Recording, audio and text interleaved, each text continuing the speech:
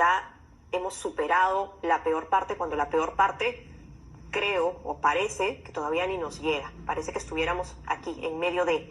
Vamos a conversar con el doctor Jorge Yamamoto. Por cierto, él es doctor en psicología de la Universidad Católica, porque es necesario abordarlo desde este punto. Doctor, buenas tardes. Buenas tardes.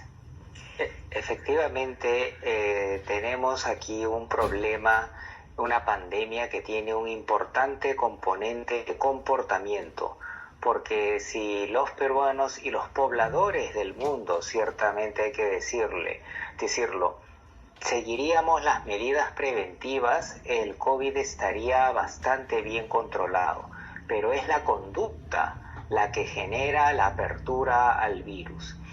En la parte médica ya se sabe que no hay que aplicar el sentido común, sino la ciencia médica, y ahí ha quedado claro el tema. Pero en la parte conductual se sigue aplicando irresponsablemente el sentido común para resolver un problema técnico. Esto es similar a una familia que tiene un niño bueno, con gran potencial, pero que no obedece y no hace caso, y pone en riesgo su vida. Se le habla bonito, se le sigue hablando y no hace caso.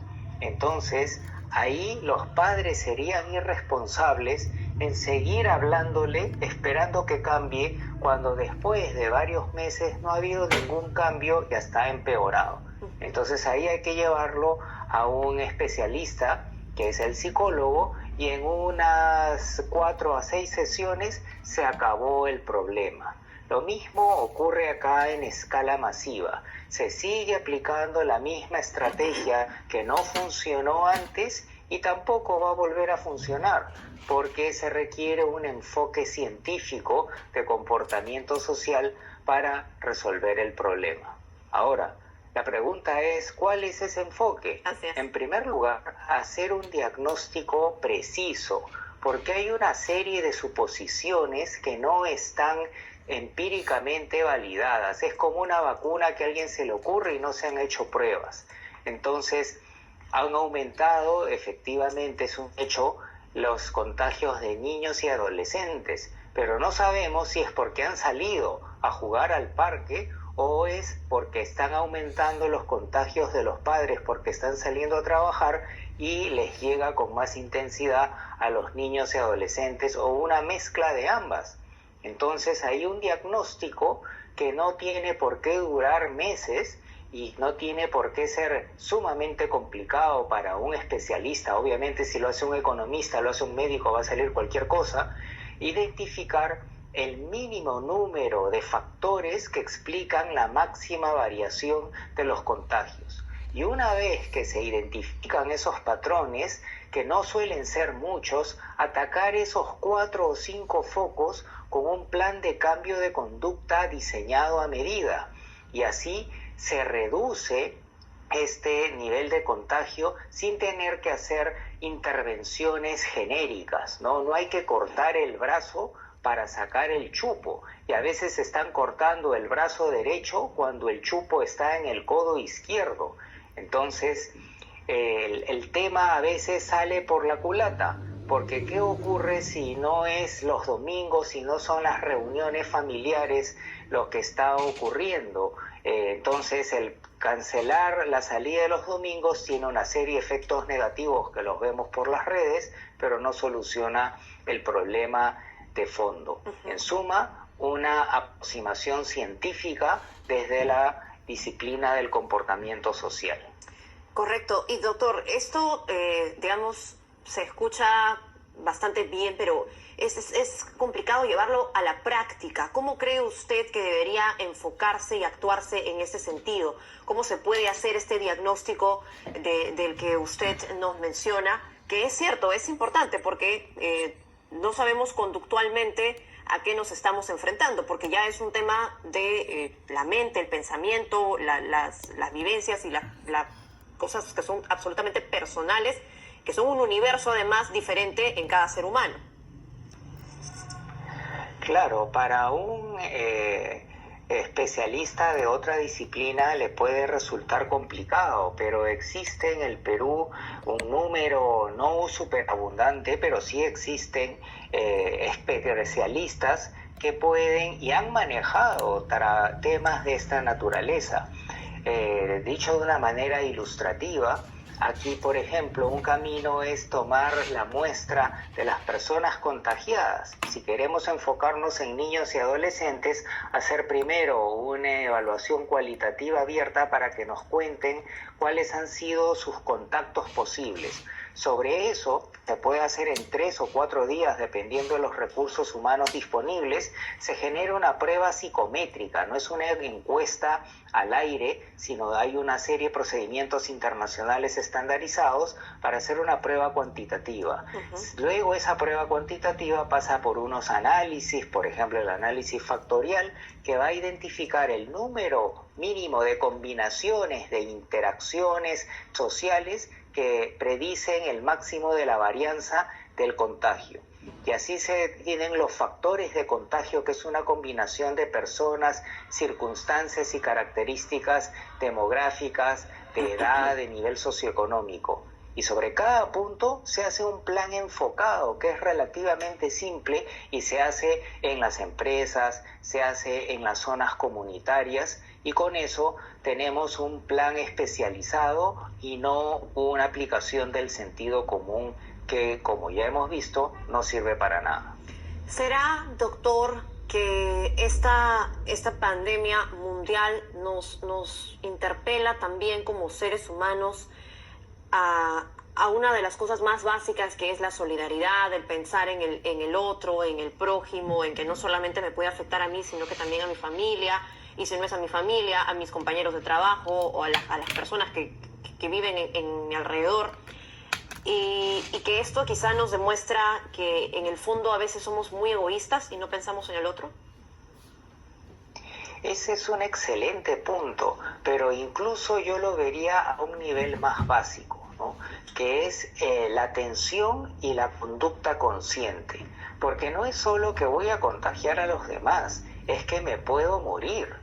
No es que no me interese mi familia, sino que no conecto mi conducta de salir a la barra con la posibilidad de que vaya a poder contagiar a mi familia en ese momento, ¿no?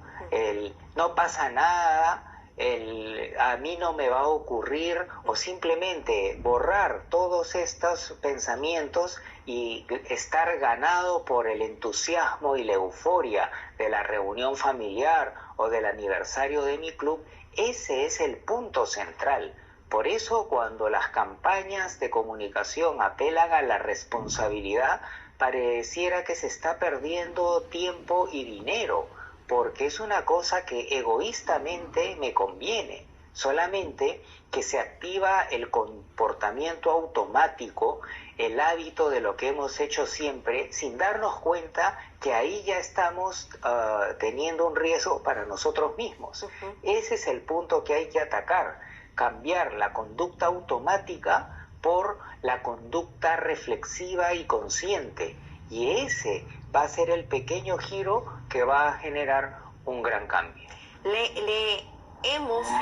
Siempre hay que incluirnos, ¿le hemos perdido el miedo al virus, o quizá será que estamos viviendo como en negación? Nos rehusamos a enfrentarnos a esta realidad que es diferente, que nos ha traído una serie de cambios y que probablemente nos dice que nunca más vamos a poder vivir igual, porque este tipo de situaciones de pandemia siempre generan cambios sociales profundos. Sí, de acuerdo. Creo que hay varios aspectos, pero los más importantes son uno individual y uno social. El peruano en particular, pero el ser humano en general, es optimista, ¿no? Y los peruanos más, porque como la hemos tenido tan difícil, si pensamos mucho en el lado negativo, nos quedamos paralizados y deprimidos en nuestras casas. Entonces, el optimismo peruano es: no pasa nada, vamos a salir adelante. Y eso que nos ha ayudado a surgir ahora termina siendo letal, porque salgo a la calle, no guardo distancia, me arriesgo y dicen: no va a pasar nada. Por ejemplo, una frase muy común es: si no me mata el COVID, me muero de hambre. Pero ahí hay un error lógico, porque muerto de COVID o en cuidados intensivos, no voy a alimentar a la familia y encima voy a endeudarlos de por vida. Entonces ahí demostramos cómo son estos sesgos, es decir, que se corta la realidad para hacerla menos amenazante. Y por otro lado hay un factor social, y es que las señales que se han dado desde el Ejecutivo han sido terribles. Se hizo un diagnóstico y se anunció que los resultados iban a ser catastróficos, y ahora somos campeones mundiales de las muertes por millón, no solamente en la región sino en el mundo. ¿Qué es lo que ha ocurrido? Que había una señal: no salgan, no nos acerquemos, hay que tener vigilancia policial y militar. Pero manteniendo la norma, se fue reduciendo el control militar y policial, y la gente que interpretó: no pasa nada, Así es. sigamos lo de siempre. Ya todo volvió a la normalidad. Eso se oficializó, exacto.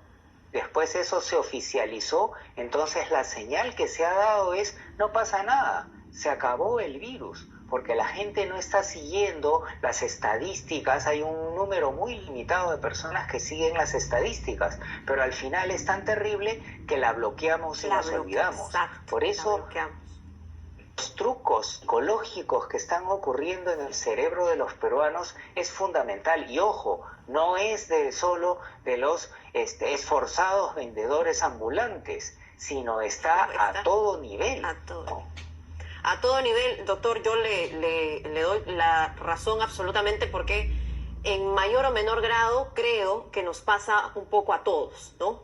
Este cambio rotundo de un momento para otro, de un día para otro, de un mes para otro, es muy fuerte, es muy difícil de asimilar, y a veces uno suele hacer eso: ponerse en negación, bloquear para no aceptar que estamos en una realidad difícil, en una realidad dolorosa. Y antes de terminar, doctor, con esta entrevista, quisiera pedirle por favor algunos consejos para las personas para poder afrontar esta situación, y también con respecto a los menores, porque nuevamente van a estar completamente restringidos a sus salidas, con solamente 30 minutos al día y sin ningún tipo de contacto, y esto es difícil también de manejar para ellos.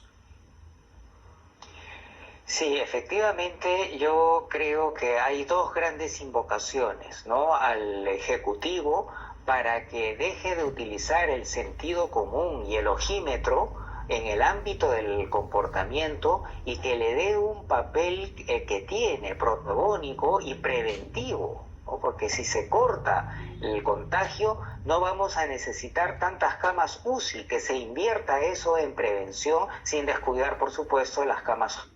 ¿Y de qué se trata? De hacer un diagnóstico que no tiene por qué tardar más de 15 días, y hacer planes enfocados, específicos, que no tienen que ser por regiones, sino por foco conductual.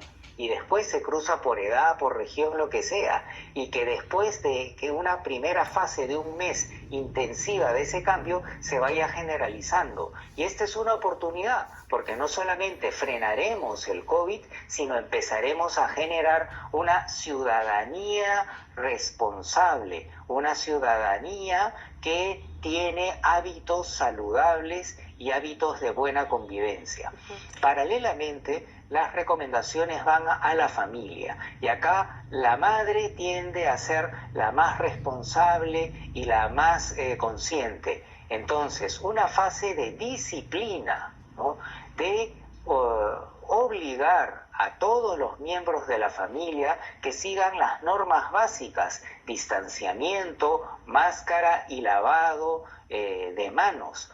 Pero ahora estamos viendo que los expertos nos dicen: el virus está llegando a casa porque se sale de control. Mantener dentro de casa esas normas. Las expresiones de afecto hay que intensificarlas, pero adaptadas a esta nueva situación. Esto es importante porque si hay contagio de las reuniones familiares, quiere decir que en alguna familia llegó primero el virus. Entonces, si atacamos el contagio en la familia nuclear, papá, mamá, hijos, no, ahí le cortamos el cable al COVID y no la trasladamos a las otras reuniones. Eso es más importante que la reunión social. Entonces, que las madres mantengan una visión de reto. Esto es importante. El COVID, si se ve como amenaza, nos va a deprimir y nos va a estresar, pero si se ve como un reto, de que tenemos, es como un videojuego, que tenemos 3 armas: la distancia, la máscara y el lavado de manos, y ahí percibimos que tenemos control y damos una visión optimista, realista en la familia, y así reducimos la ansiedad, reducimos la depresión y reducimos el riesgo de estrés postraumático. Si los niños escuchan todo tragedia, que está bajo control y responsabilidad, estamos pagando una enorme cuota inicial para una serie de problemas de conducta ciudadana, de responsabilidad, de ansiedad y sobre todo de riesgo de vida. Así que ahí tenemos que concentrarnos también en la familia. Bien, doctor, muchas gracias. Interesantísimo su punto de vista, y qué importante algo que usted ha dicho, ¿no? No verlo con miedo, no verlo como una amenaza, sino como un reto, como algo que podemos ganar, que podemos superar, y esto nos va a dar nuevas luces, nuevos ánimos para poder superar de manera responsable la pandemia del coronavirus. Muchas gracias, doctor Yamamoto. Gracias a usted. Buenas tardes.